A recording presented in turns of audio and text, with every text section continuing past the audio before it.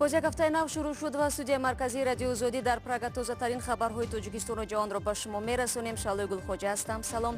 дар барномаи 24 сентябр ин мавзӯъҳо баррасӣ мешаванд.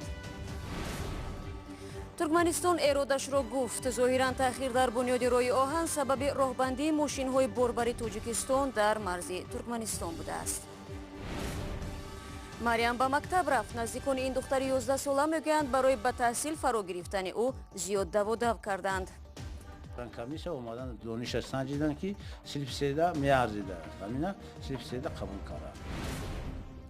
мубориза натиҷа дод ва ё чӣ гуна духтарони тоҷик бо ҷуръат шуданд. муҷозоти мардон озори лавзии онҳоро дар хиёбонҳои душанбе камтар кардааст. رنجرو بودن دخترک همین گپای دقیقاً گفتن دخترک برای تلفن نمره هم ماشین است گرفتن رکی گرفتن بچو. сафари президенти ӯзбекистон ба тоҷикистон ин дафъа бо шиносоӣ аз фаъолияти корхонаи талко шурӯъ мешавад. дар ин бора аз хадамоти матбуоти шаҳри турсунзода хабар доданд. интизор меравад шавкат мирзиёев рӯзи 27 сентябр ба тоҷикистон биёяд.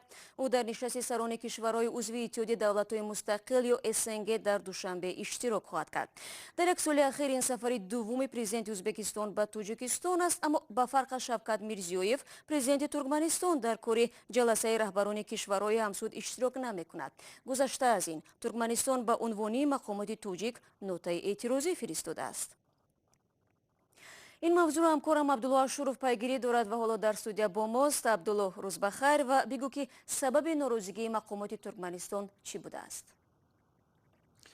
салом шаҳло. нигаронии туркманистон аз он аст ки гӯё тоҷикистон гуфтааст ки идеяи сохтмони роҳи оҳани туркманистон афғонистон тоҷикистонро то вақти мусоиде мавқуф мегузорад.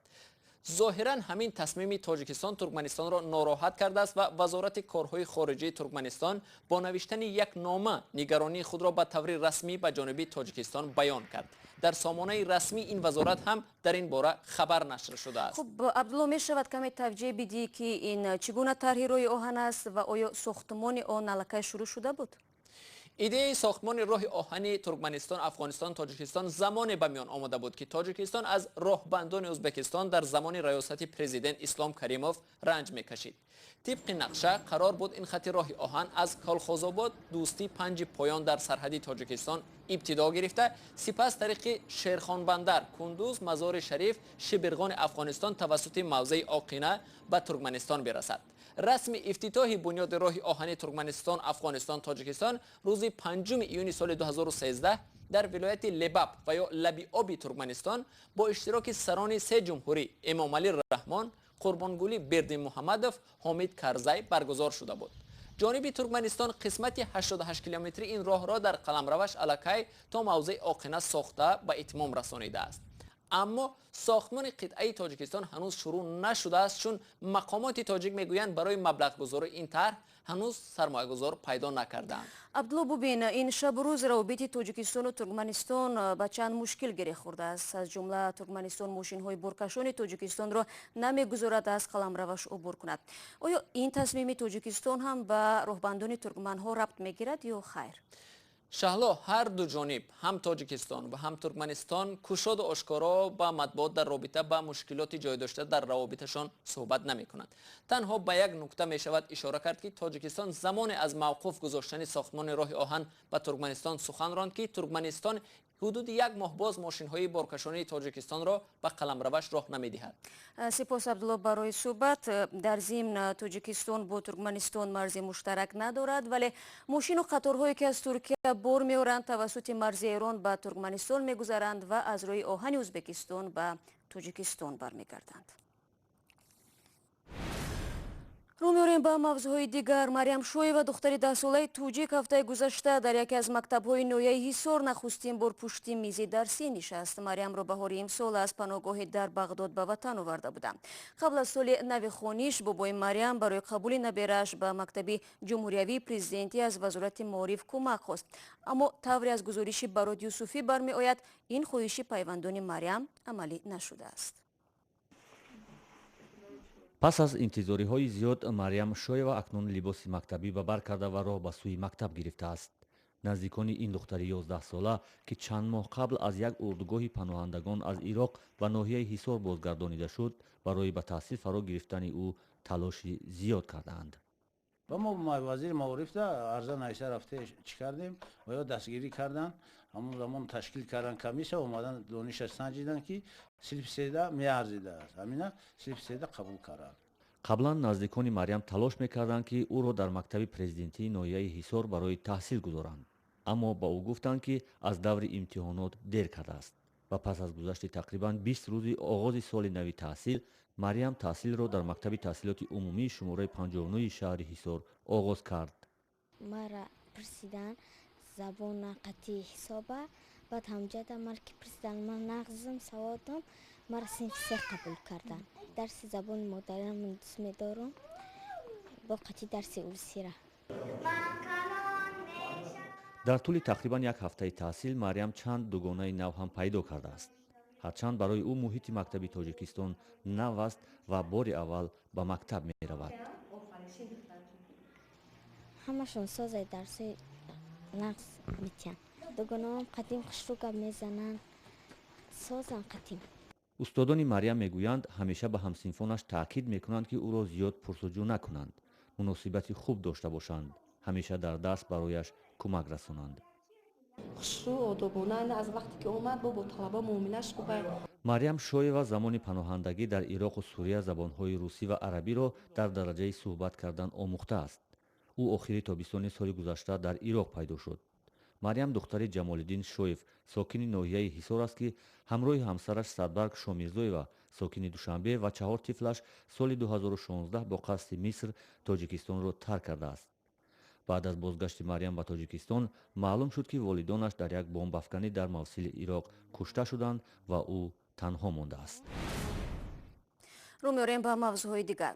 دختران توجیک میگویند در این اواخر نگاه‌های کج و خشین مردان و آزار لفظی آنها در کوچه‌ها کمتر شده است. مصاحبان رادیو زودی تغییر وضع در این سمت را به پرزور شدن مبارزه مقامات انتظامی و مجازات نمودن مردان آزاردهنده ربط می‌دهند.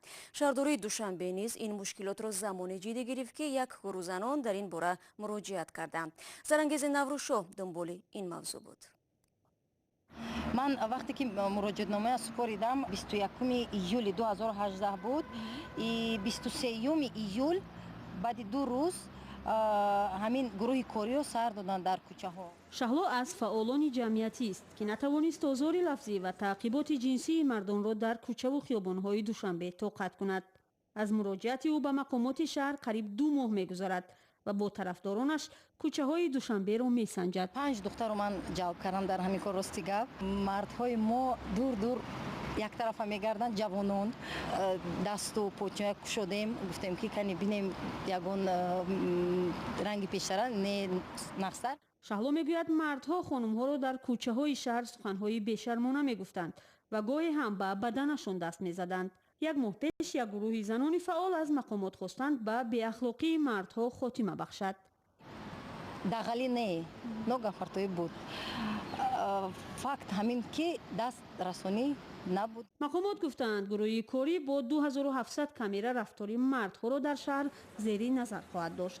عکس مجرمین و جریان اجرای کارهای اصلاحی آنها را رسانه‌ای می‌کند و این بی تاثیر نیست. بعدی تلقه کفان میترسن که از بز وجه قانون برآمده میبرن پول میشو کامیرا میکنن اشتراف. حکیم شاه میگوید دختران با جرأت شدند و ضمن لقمه پرتایی یا رفتارهای ناجا عکس العمل نشان میدهند. اون روز نمو یاد بچه با چی بودن ماشین رنج روور بودن دختره که همین گپای دقیقاً گفتن دختره گروه تلفن نمره هم ماشین است گرفتن رکی گرفتن بچه. با وجود آنکه گویا وضع بهتر شده است تلاش‌ها در اصلاح وضع و رفع بد باید جدی‌تر راه اندازی شود. جزای وطن دادن در کل برای که بس نکنند. بچه‌ها تا های گپ می‌کنن میگذارم نگاه میکنن گپای بیزه میکنن حق خورد میتن طرف منبع اما هیچی گفتن نمیتونم برای که من میترسم که یگان نزند یگان چی نکند. با جنین زین میگوید اگر لباسی کمی کشوده و زمانوی بپوشد باران سخن‌های هر خیله به سویش میبرد که آزاردهنده اند. اول میخواستم که میلیسا خودش خالی نباشد برای که میلیسا خودشون گپ میپرتند. اون روز میلیسا گذاشت پیشم من با گپ گفته گذاشت من نکردم ریاگیری نکردم. مردها میگویند گاه زنها از وضع کنونی سوء استفاده میکنند. برای بچه‌ها کرونا برآوردیم. بچه برای دختران برورن یک زنکو شوهر کی میکنه میبرن و وارکه موجه شته مورش دیوات هم میکنن زنچ راست از کنی که برای بچه بروردیم برای دختران توش بروریم. مقامات تاجیک میگوید مراجعت زنان در خصوص بداخلاقی و حمله‌های لفظی مردان بیشتر شده است. بانوان تصویر مردهای بداخلاق را در شبکه‌های اجتماعی نیز نشر می‌کنند که به پلیس کمک می‌شود. به قول آنها زنان تاجیک روز به روز با جرأت‌تر می‌شوند. شما برنامه خبری رادیو آزادی را مستقیما تماشا دارید. بازگشت به وطن. سال جاری از ایران هزارها پناهنده افغان را سوی زادگاهشان پیش گرفتند. بحران اقتصادی در ایران به زندگی مهاجران افغان نیز تاثیر گذاشت و آنها ترجیح دادند به وطن ناآرام خود برگردند. عمیق رفت بحران اقتصادی ایران مهاجران افغان را به ترک این کشور وادار کرده است. فعلا نزدیک 1 میلیون فراری افغان در ایران به سر میبرند که در بین آنها بسیاری ها اصلا حجتی هم ندارند. طبق آمار تخمینی سر از آغاز سال روان تا 0.5 میلیون پناهنده افغان به وطن برگشتند. میرم داخل افغانستان بیامدیم مجبوری آمدیم بعد مجبور شدیم بیایم ایران بیاییم چون که اینجا کار خوب نبود. بعد اونجا هم که برفتیم بعد این معامله پیش اومد دیگه 23 میلیون جلر کردیم پول 8 تومن برداشته بودیم. بعد تمام که بیامد پین آماده ما خیلی مشکلات برخوردیم. بعد پول یک نفر بوده پول از ما گرفتن بیجا شدیم پولی هم به دسترس ما نبود چون که شما یک کارگر ساده بود پس مجبور شدیم بیایم وطن. در سال روان قرب پول ملی ایران به قدر قابل ملاحظه پایین شد. از این رو کمک پولی مهاجران هم که به نزدیکانشان در افغانستان میفرستادند کاهش یافت. احیای تحریم‌های آمریکایی در ماه اوگوست وضع اقتصاد ایران را باز هم وخیم‌تر کرد. اکثر مهاجران افغان داوطلبانه به وطن برمیگردند. اردوگاه دیگه که برد از اونجا دیگه برد از سنگ سفید آورد. 75 تومن از ما اونجا بلیت از پیش ما گرفت. از اونجا آمدیم سنگ سفید بودیم 7 روز. در 7 روز لالا برای ما فقط اینقدر برنج میداد. یکم برنج یکم لوبیا شو میداد. دائمی از گشنگی از تشنگی با خدا کلگی مردم. سازمان ملل متحد به افغان‌های بازگشته کمک می‌رساند. مهاجرین عودت کننده کسانی که کارت یا فرم وی‌آر‌اف دارند و برای اسپانتینیوس ما از بین از اونا شناسایی میشن. کسان آسیب پذیر شناسایی میشن. ما چند کاتگوری داریم که از بین از اینا معتاد باشه، معیوب باشه، خانم تنها باشه، طفل بی سرپرست باشه، مریض باشه. میزان بیکاری در افغانستان به 40% برابر است. بر علاوه خشکسالی و آشوب‌ها کشور را ناآرام کردند. در نتیجه بسیاری از افغان‌های از ایران بازگشته در حال باز هم ناگوارتر قرار می‌گیرند. و یک خبر دیگر هم داریم. روز یک شنبه در برآمدگاه موزه شهر فلورانسی ایتالیا یک مرد 51 ساله عکس رسوم سرب ماریانا ابراموویچ را به سرش زد. در این باره کامرسیاتو تفصیلات می‌دهد. روز یک شنبه هنگام بیرونشوی از موزه پالاتسو ستروتسی در شهر فلورانسی ایتالیا مارینا ابراموویچ مورد حمله قرار گرفت. فعلا در این موزه نقاشی‌های ابراموویچ به نمایش گذاشته شدند. مرد عکس خود ابراموویچ را برداشته به سرش زد. محافظان مسئول حمله را بازداشت و به پلیس تسلیم کردند. نام مسئول حمله آشکار نشده است ولی مقامات اطلاع دادند که او شهروند 51 ساله جمهوری چک می باشد. این مرد در ماه ژانویه امسال یک مجسمه را در میدان سینیوری فلورانسیا تخریب کرده است. رئیس موزه پالاتسو ستروتسی آرتورو گالانسینو در شبکه اجتماعی اینستاگرام نوشته است که وضع ابراموویچ خوب است و او می‌خواهد با مسئول حمله واخورده از او پرسد که چرا این عمل را انجام داده است. برای امروز برنامه خبری را خلاصه میکنیم. اگر میخواهید خبر و گزارش از این بیشتر را پیدا نمایید پس دعوت میکنیم که به وبسایت ما www.azadi.org بروید. صفحه های ما در شبکه‌های اجتماعی برای شما عزیزان است. آزادی ویدیو کانال مخصوص ما در یوتیوب نیز نوار و گزارش های زیادی دارد برای شما. فردا صبح برای شما نوید بامدادی با تازه ترین تحولات پیشنهاد می شود. به خبر نمانید. تا فردا، خدا نگهدار.